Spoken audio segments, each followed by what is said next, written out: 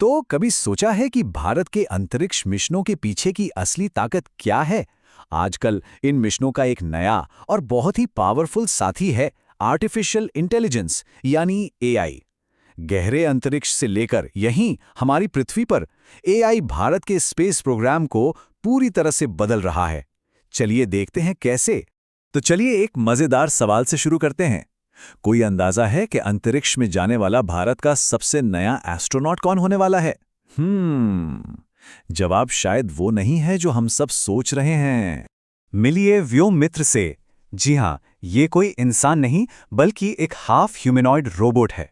व्योम मित्र को इसरो के मानव रहित गगनयान मिशन पर उड़ान भरने के लिए तैयार किया गया है। असल में ये भविष्य के इंसानी मिशनों के लिए रास्ता तैयार कर रहा है। व्योममित्र सिर्फ एक रोबोट नहीं है, ये स्पेसक्राफ्ट के अंदर बिल्कुल एक एस्ट्रोनॉट की तरह काम करेगा। जरा सोचिए, ये डिस्प्ले पैनल्स पढ़ सकता है, सिस्टम को चेक कर सकता है और अपनी आवाज में सीधा पृथ्वी पर रिपोर्ट भेज सकता है। इतना ही नहीं, ये मिशन कंट्रोल से वॉइस कमांड भी ले सकता है। मतलब ये इंसानी एस्ट्रोनॉट्स के लिए एक परफेक्ट टेस्ट पार्टनर है। व्योममित्र जैसे रोबोट तो बस एक शुरुआत हैं। एआई अंतरिक्ष की एक बहुत बड़ी चुनौती को भी हल कर रहा है, और वो है किसी दूसरी दुनिया पर सुरक्षित तरीके से उतरना। पहले चांद पर लैंड करना बेहद जोखिम भरा काम था। इसे आतंक के 15 मिनट या 15 मिनट्स ऑफ टेरर तक कहा जाता था। जानते हैं क्यों? क्योंकि लैंडिंग पूरी तरह से पहले से प्रोग्राम किए गए गणित के मॉडल्स पर निर्भर होती थी, और पृथ्वी से कम्युनिकेशन में देरी की वजह से रियल टाइम में कोई बदलाव करना नामुमकिन था। तो अब एआई इस खेल को कैसे बदल रहा है? देखिए, पुराने तरीकों के ठीक उलट एआई वाले लैंडर्स रियल टाइम में फैसले ले सकते हैं। वो सतह को देख सकते हैं, गड्ढों और पत्थरों जैसे खतरों को फौरन पहचान सकते हैं और बिना किसी इंसानी मदद के पूरी तरह से अपने आप एक सेफ लैंडिंग स्पॉट चुन सकते हैं। इससे मिशन न केवल ज़्यादा सुरक्षित होते हैं बल्कि और भी एम्बिशियस हो जाते हैं। लेकिन अंतरिक्ष में सिर्फ लैंडिंग ही एक चैलेंज नहीं है। एक और बहुत बड़ी समस्या है डेटा। हमारे सैटेलाइट्स पृथ्वी पर इतनी ज्यादा जानकारी भेजते हैं कि उसे संभालना किसी भी इंसान के बस की बात नहीं है। इस समस्या की गंभीरता को समझने के लिए जरा इस नंबर पर गौर कीजिए। निसार जैसा सिर्फ एक सैटेलाइट एक ही दिन में 85 टेराबाइट्स डेटा भेज सकता है।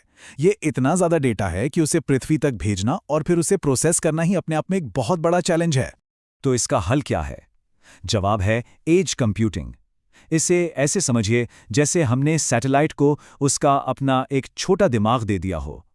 अब सारा का सारा डेटा पृथ्वी पर भेजने के बजाय सैटेलाइट खुद ही उस डेटा को प्रोसेस करता है और सिर्फ सबसे काम की जानकारी ही नीचे भेजता है। और इसका नतीजा? जबरदस्त।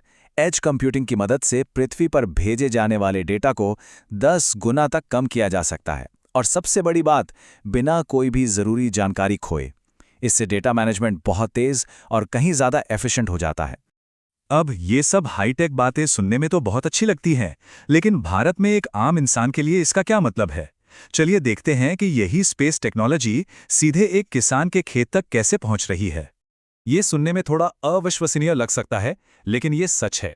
जिस एआई टेक्नोलॉजी का इस्तेमाल चांद पर लैंडिंग के लिए हो रहा है, ठीक वही टेक्नोलॉजी अब भारत के किसानों की मदद कर सकती है। और कमाल की बात यह है कि ऐसा होना शुरू भी हो गया है। देखिए, ये काम कैसे करता है। सैटेलाइट किसी खेत के ऊपर से डेटा इकट्ठा करता है, फिर सैटेलाइट पर मौजूद एआई उस डेटा को एनालाइज करके किसान को मौसम, मिट्टी में नमी और फसल की सेहत के बारे में एकदम सटीक सलाह देता है। इससे किसान पानी और कीटनाशकों पर पैसे बचाते हैं, और तो और उन्हें कार्बन क्रेडिट्स के जरिए एक एक्स्ट्रा इनकम भी हो सकती है। तो ये कार्बन क्रेडिट्स क्या हैं? आसान भाषा में कहें तो ये एक तरह का इनाम है जो किसानों को पर्यावरण के लिए अच्छे खेती के तरीके अपनाने पर मिलता है। सैटेलाइट डेटा और एआई ये साबित करने में मदद करते हैं कि वो सस्टेनेबल फार्मिंग कर रहे हैं, जिससे उन्हें कमाई का एक नया जरिया मिलता है। तो ये टेक्नोलॉजी सिर्फ खेतों तक ही सीमित नहीं है। ये भारत में जॉब्स, एजुकेशन और हमारे आने वाले कल के लिए भी बड़े मौके बना रही है। पहले स्पेस सेक्टर में काम करने का मतलब ज़्यादातर आईएसआरओ में काम करना होता था, लेकिन अब स्पेस सेक्टर के प्राइवेट होने से बहुत सारे स्टार्टअप्स और नई कंपनियां आ रही हैं। इसका सीधा मतलब है कि इंजीनियर्स, डेटा साइंटिस्ट्स और दूसरे प्रोफेशनल्स के लिए नौकरियों के ढेर सारे नए मौके बन रहे हैं। तो अगर कोई इस फील्ड में आना चाहता है तो उसे किस बात पर ध्यान देना चाहिए? इसरो की सीनियर साइंटिस्ट इशिता गंजू की यह सलाह बहुत काम की है। वो कहती हैं कि एआई जो सॉल्यूशन देता है उसे समझने और परखने के लिए आपके बेसिक्स यानी आपके फंडामेंटल्स बहुत मजबूत होने चाहिए। तो यहाँ से सबसे ज़रूरी बात जो हमें समझनी है वो ये है, एआई इंसानी काबिलियत की जगह नहीं ले रहा है, बल्कि उसे और भी ज़्यादा पावरफुल बना रहा है। फिजिक्स, मैथ्स और इंजीनियरिंग जैसे बेसिक सब्जेक्ट्स में एक मजबूत पकड़ आज पहले से कहीं ज़्यादा ज़रूरी है, क्योंकि यही ज्ञान हमें एआई जैसे टूल्स का सही और असरदार ढंग से इस्तेमाल करने की ताकत देता है। और आखिर में ये सब हमें एक बहुत ही अहम सवाल पर लाकर खड़ा कर देता है। भविष्य की स्पेस रेस क्या सबसे बड़े और ताकतवर रॉकेट बनाने की है, या फिर सबसे चतुर, सबसे स्मार्ट और सबसे इंटेलिजेंट सिस्टम्स बनाने की है? और ऐसा लगता है कि भारत ने अपना दांव स्मार्ट सिस्टम्स पर लगाया है।